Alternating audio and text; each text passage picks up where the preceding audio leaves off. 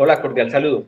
En esta ocasión les venimos a hablar sobre el tema de la estabilidad laboral y los elementos del contrato. El propósito de esta actividad es brindar información y darles a conocer los conceptos, mediante un conversatorio con el objetivo de haber desarrollado la competencia del compromiso social. Somos el grupo número 4 de la asignatura de Legislación Laboral Uniminuto. Presento a mi equipo: Jennifer Alejandra Enciso, Luisa Fernanda Piñeros y quien les habla, Fabián Guzmán. Bueno, el día de hoy les vamos a hablar acerca de la estabilidad en el trabajo. Esta consiste en el derecho que se le reconoce al trabajador de permanecer en el cargo que se desempeña, a no ser despedido sin justa causa por el funcionario competente y en caso de despido injustificado a ser reinstalado o indemnizado.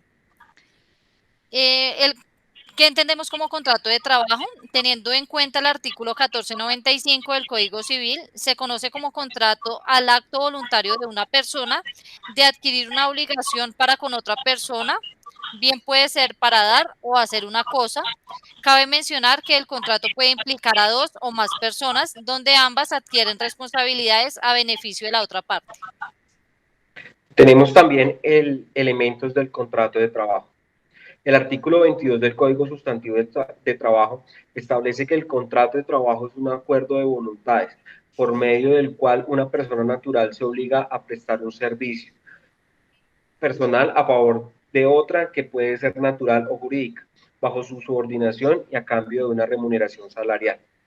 De conformidad con lo previsto, el artículo 23 del Código Sustantivo de Trabajo, un contrato laboral se encuentra conformado por tres elementos que lo definen como tal. Es decir, si en una relación laboral falta alguno de los elementos que mencionaremos a continuación, no estaríamos hablando de un contrato de trabajo.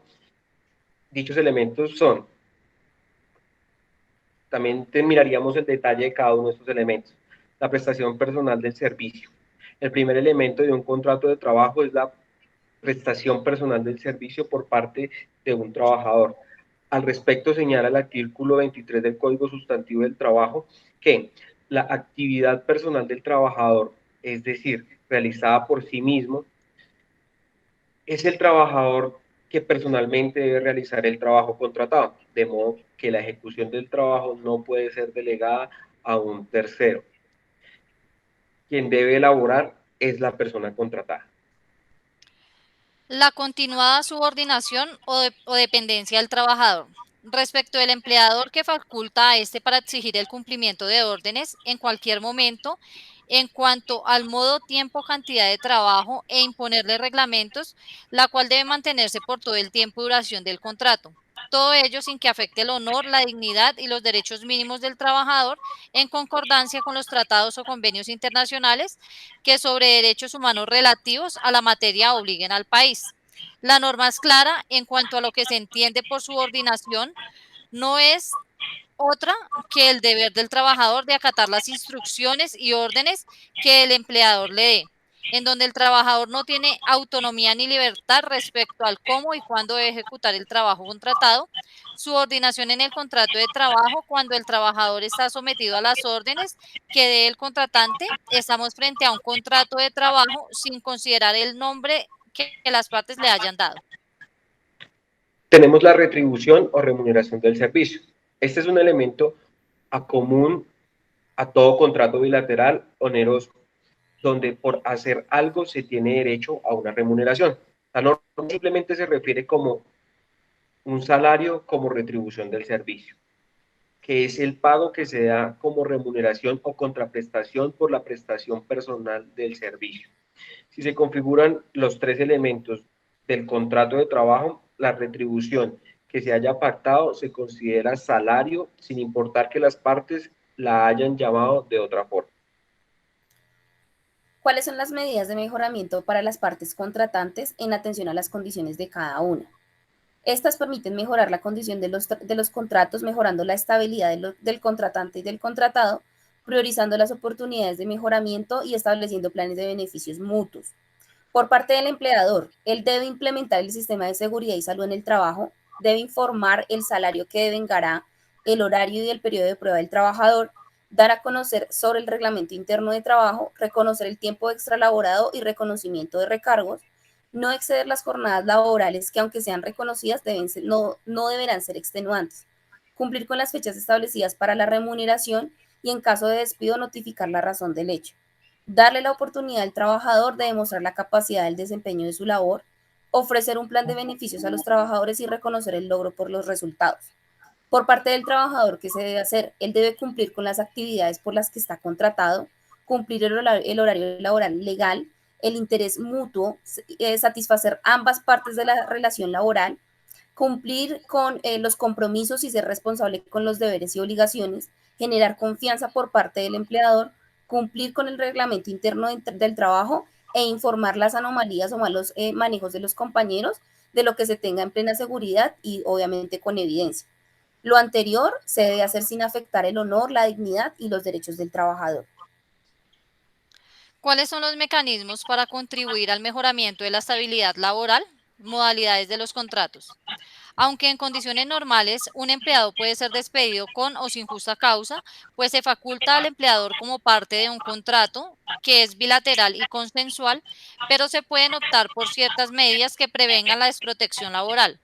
Primera, cumplimiento con el periodo de tiempo de vacaciones, implementación de contratos a término indefinido, confiabilidad de la información cuando existe la larga permanencia de un empleado en la compañía, lanzamientos de vacaciones a personal interno y concientización frente al cargo y su importancia, capacitaciones. Sin embargo, existe la estabilidad laboral reforzada para aquellas personas que son vulnerables ante el desempleo. En el caso de Colombia, el Estado Social de Derecho de la Constitución del 91 se enfocó en una distribución igualitaria de derechos, deberes y beneficios, la llamada justicia redistributiva, es decir, sobre la base de interés común. Se garanticen los medios para aquellos más desfavorecidos y por lo tanto desiguales, que tengan las mismas oportunidades de ejercer sus potenciales mínimas en todos los ámbitos y poder así desarrollar la esencia de su libertad.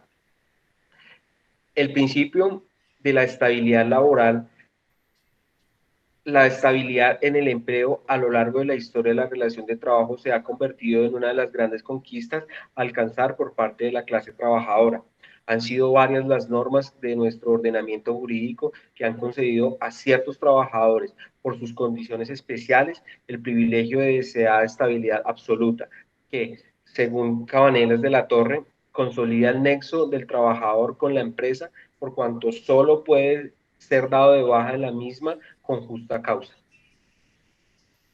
La estabilidad laboral reforzada, pues digamos que la protección de la ley debe de ser dirigida para cierto tipo de trabajadores que son los más vulnerables, como las mujeres embarazadas. Por lo tanto, el empleador no puede terminar el contrato por el simple hecho del embarazo. En cuanto a las personas que son cabezas de familia, los requisitos es que no abandonen la pareja del núcleo familiar y que tengan a cargo personas como hijos o personas incapaces de trabajar. Tenemos las personas prepensionadas en el sector público y privado. La protección es de 3 años antes de la pensión hasta el cumplimiento.